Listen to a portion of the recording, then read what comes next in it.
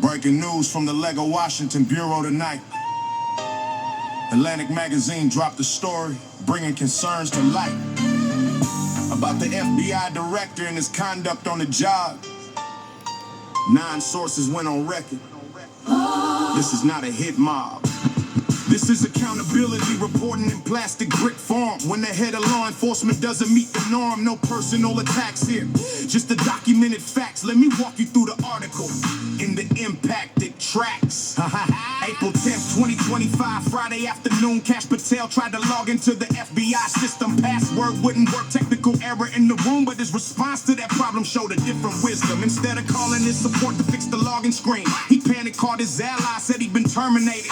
Frantically announcing he was fired from the scene. 2 sources called it a freak out. His behavior was inflated. The White House fielded phone calls from across the government. Congress asking questions about who would be in charge. Officials in the Bureau wondering about the precedent. Turned out it was just password error, not a fire in large. But 9 sources confirmed the story to the press. Atlantic did their homework, checked the facts with care. Question is, does this behavior show unnecessary stress for someone running federal law enforcement everywhere? When the FBI director can't handle basic tech, when meetings get rescheduled and the conduct's worth a check, when sources raise concerns about behavior on the job, it's time for oversight. Accountability is not a mob. This is not a witch hunt, this is documented press. 9 officials speaking up about professional distress. That's the system working, holding power to account. Now let's examine all the details. Every single of multiple officials told the Atlantic what they've seen. Excessive alcohol consumption at a private DC club. Neds in Washington and Vegas at the poodle room scene. Frequently spending weekends there, that's the travel hub. 6 current and former officials said meetings were delayed, rescheduled for later hours due to alcohol-fueled nights. Early morning briefings that were postponed and replayed. These are serious allegations about professional rights. The head of the FBI is not a regular job. National security demands availability around the clock. Terrorists don't schedule, they don't check with the mob. Response time matters greatly, can't be sleeping off the shock.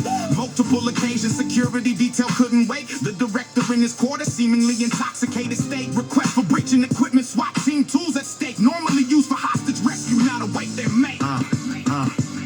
Current and former officials expressed their deep concern. What happens if there's a terror attack while he's unavailable? With military operations against Iran, the stakes now burn. Quote, that's what keeps me up at night. One official verifiable. This isn't about personal life or private recreation. It's about job requirements and national security need. The FBI director holds a critical position. 24/7 readiness is fundamental indeed. Compare this to other professions where mistakes are made. A podcast is sleeping in. That's unfortunate but small. But federal law enforcement, where American laws weighed, the standards must be higher. Can't afford to drop the ball. Atlantic Magazine sourced the story carefully and well. 9 separate officials providing confirmation. Sarah Fitzpatrick reported what these sources had to tell. This is journalism serving democratic information. The White House called it fake news, threatened legal action, but in-game reporting serves the public right to know. When officials raise concerns, that deserves a reaction. Congressional oversight should examine this whole show. Call them before committee, let them answer under oath. Let the colleagues testify about what they have observed. This is how democracy protects against the growth of conduct that could compromise the mission to be served. Not about political parties, left and right division. This is about competence and conduct in the role. FBI director requires focus and precision. Protecting Americans, that's the ultimate goal. If these allegations prove accurate and true, accountability demands appropriate response. This isn't partisan revenge, it's what the systems do. Professional standards matter, can't just let it advance. So that's the story in 700 words exact. Atlantic journalism, 9 sources on the record.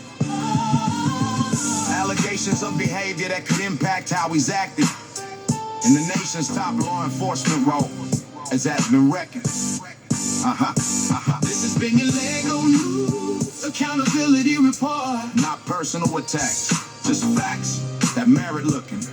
Democratic oversight is how these issues get to court.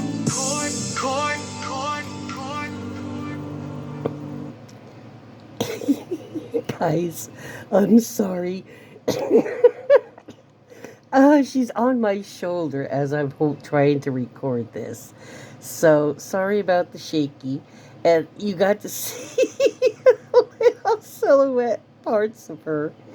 I don't know if you can hear her right now, but she's like on my shoulder, perched on my shoulder. That's holding the tripod with the camera right now. And she's readjusting.